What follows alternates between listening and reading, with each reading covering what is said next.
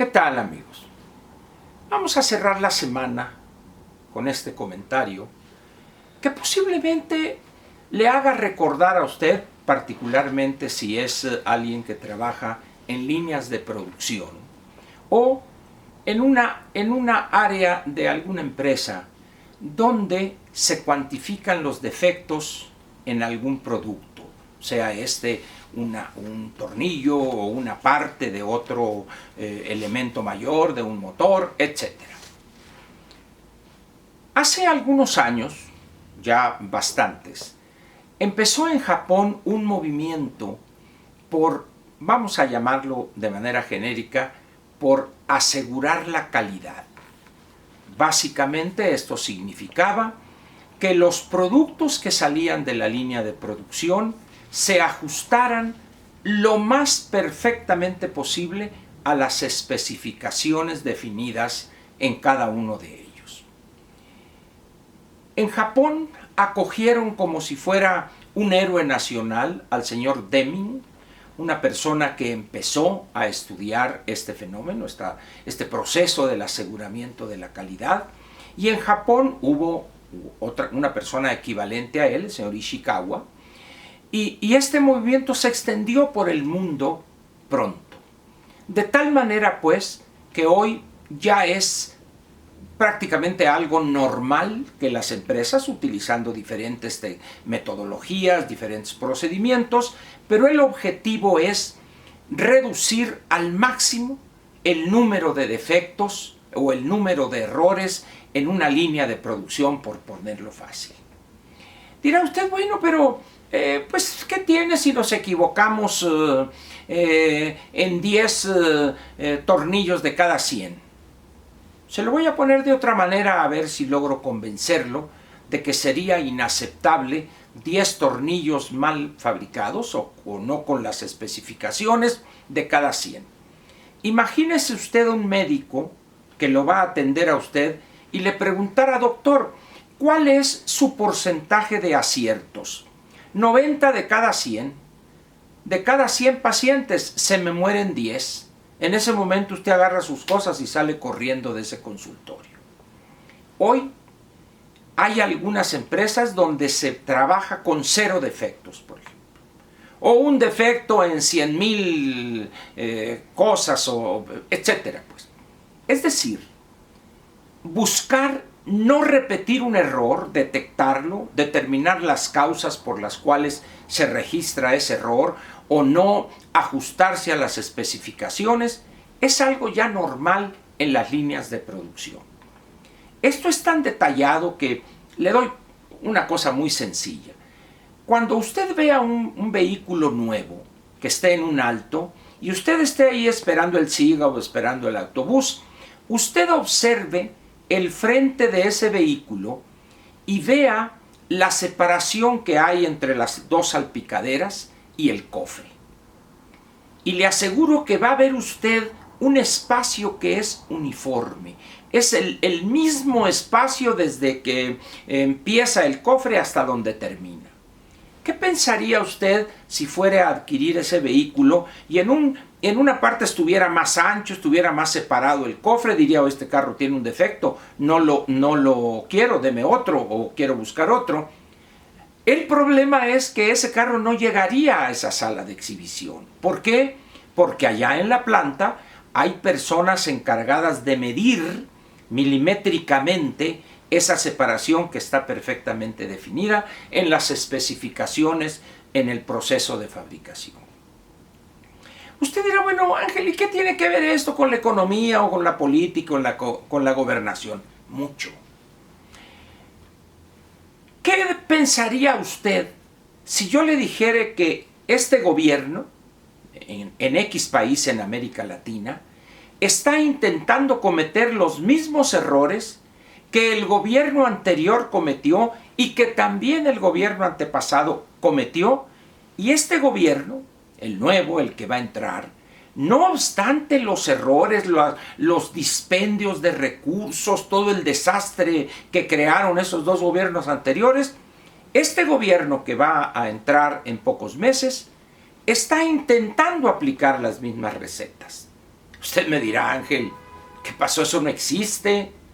Los políticos entienden las cosas y se dan cuenta que no hay que repetir esos errores, al contrario, mejorar. Bueno, esa es la teoría, suena muy bonito.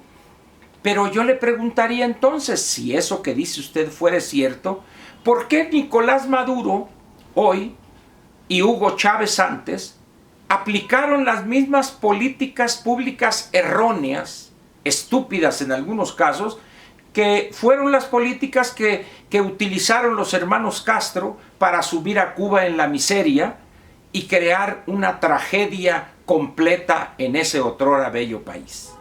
¿Qué me diría usted? Y si yo le dijera ¿qué explica que hoy Daniel Ortega en Nicaragua esté utilizando los mismos métodos de la dictadura de Somoza que él derrotó, él contribuyó a derrotar? ¿Y qué pensaría usted si le dijera que la dupla de los señores Kirchner, tanto su señora, primero su esposo y luego su viuda, que llevaron a un país rico como Argentina al hoyo en el que se encuentra todavía? ¿Y qué pensaría usted si le dijere que Evo Morales está cometiendo las mismas tonterías que han probado ser fracasos completos? En ese momento espero yo hacerlo o ponerlo a la defensiva y pensar, pues es cierto. Fíjese usted lo curioso, que hay muchos políticos que no obstante los fracasos evidentes de políticas públicas que puso en práctica o concretó el gobierno anterior, y lejos de entender por qué fueron esos errores y cuáles fueron las causas que llevaron a tirar recursos, fortunas de recursos públicos, este gobierno quiere hacer lo mismo.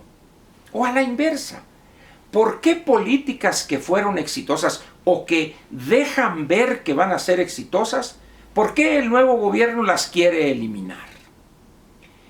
¿Acaso será solamente la ignorancia? ¿O nada más la corrupción? ¿O quizá el celo de decir, no, es que yo quiero hacer las cosas a mi modo?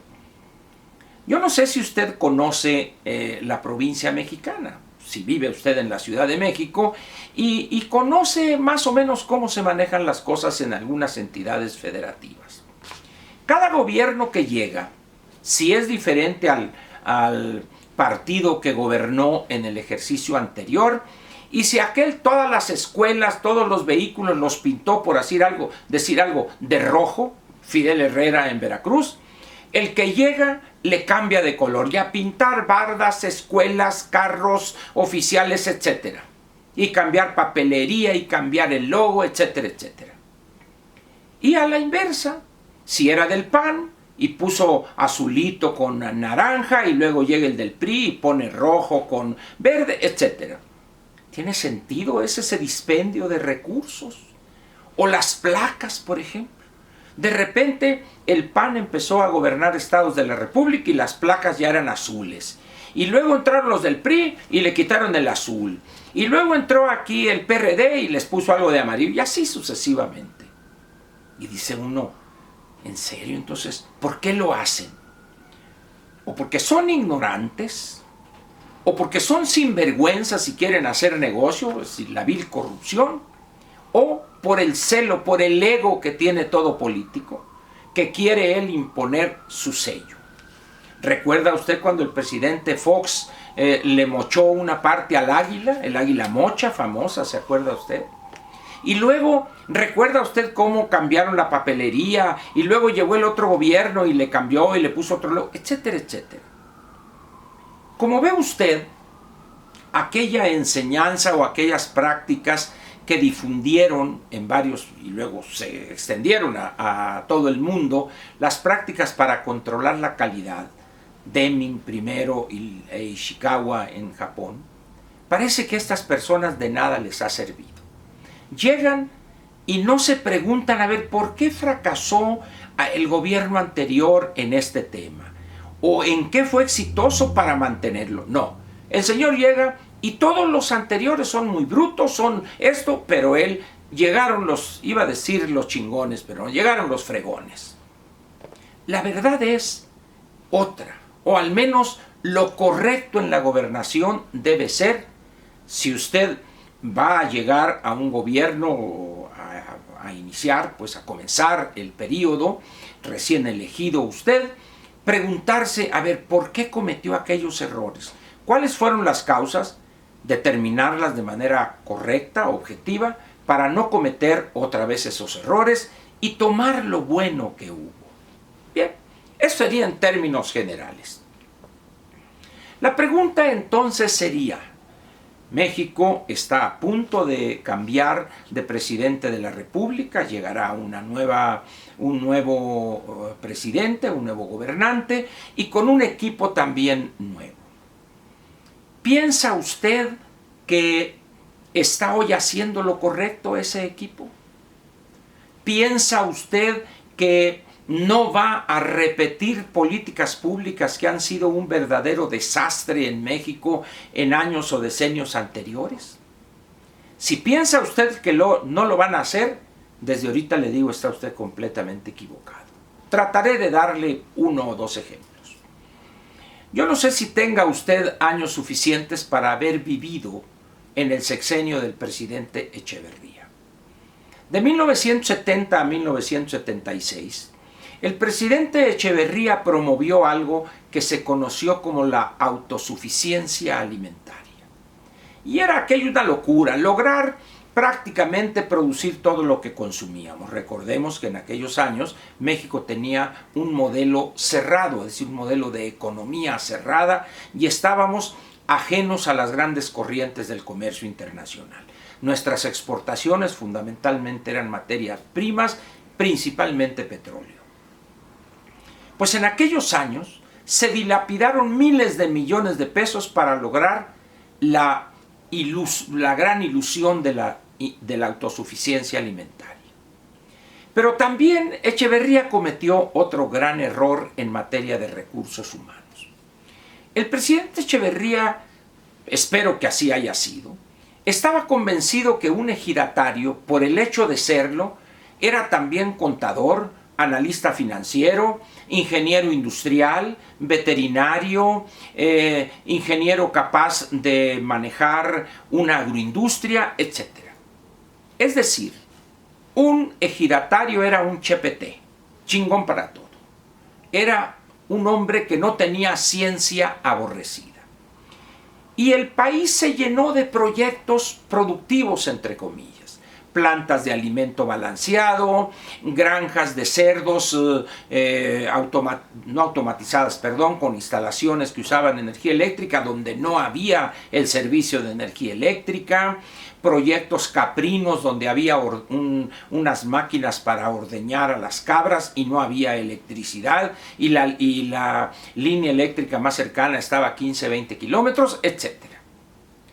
Se gastaron miles y miles de millones de pesos en eso, simplemente porque el presidente de la República tenía la idea de que el ejidatario, por el hecho de serlo, era sabio, sabía todo. Esa gran estupidez, esa gran tontería, le costó al país dispendio prácticamente infinito. La deuda pública que recibió el presidente Echeverría en aquel entonces era alrededor de 5,000 millones de dólares. Entregó la deuda al presidente López Portillo de 20,000 millones de dólares. La cuadruplicó. Dolaritos más, dolaritos menos. Hoy, López piensa que el pueblo es sabio, que no solo es capaz de hacer aquello que pensaba el presidente Echeverría, sino que ahora además sabe diseñar aeropuertos, sabe dónde debe estar ubicado un aeropuerto, sabe de cuestiones de aeronáutica para ver los conos de acercamiento y ver corrientes de aire, etcétera, etcétera. Es decir, este pueblo de hoy es más sabio que el pueblo mexicano de los años de Echeverría. Porque este pueblo sabe de aeronáutica. Casi habrá varios astronautas ahí que puedan dirigir una misión espacial a la Luna y, ¿por qué no, a Marte? La verdad es que tan locura era aquella del presidente Echeverría como es esta que pretende López vendernos como lo máximo. En las épocas o en los tiempos que corren, incluso en la época del presidente Echeverría, el conocimiento se ha separado. En la Edad Media una persona podía prácticamente dominar todas las áreas del conocimiento. Hoy eso es imposible. Uno no encuentra una persona que sepa de todo, de esto, de esto, de esto, de lo otro. Ese pueblo sabio no sabe de cómo deben construirse o cómo deben compactarse los terrenos donde van a estar las pistas. No tiene la menor idea de las fuerzas que debe soportar la pista en el momento que un Jumbo o algún Airbus de los grandes llega, y cuál es la fuerza que ejerce sobre esa capa y qué solidez debe tener, qué espesor debe tener la pista, qué tipo de concreto hay que elaborar para aguantar esas fuerzas, esas presiones, qué longitud deben de tener esas pistas, cuál debe ser la orientación. Eso no lo sabe nuestro pueblo sabio.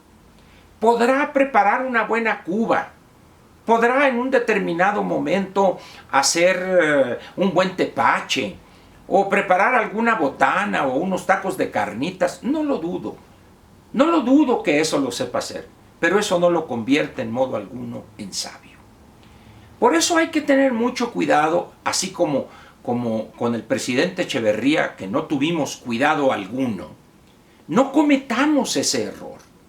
Tengamos cuidado con López, porque nos está queriendo vender la idea de que todo mexicano, por el simple hecho de serlo, ya es sabio, ya domina prácticamente todas las áreas del conocimiento. Eso no es cierto. Ni sabemos de aviones, porque el 70-80% de la población no usa los aviones, no sabe. Hay millones de mexicanos que jamás han abordado un avión. Tampoco sabemos de ferrocarriles, tampoco sabemos de tendidos de líneas férreas. Es decir, ignoramos muchísimas cosas. No dudo, pues, que sepamos algunas, pero son más las que ignoramos. Por eso, pues, yo le pediría que estemos atentos a esas baratijas que nos quiere vender López, en el sentido de que el pueblo mexicano es un pueblo sabio. Le agradezco su atención y nos vemos en la siguiente videocápsula aquí con Ángel Verdugo. Muchas gracias.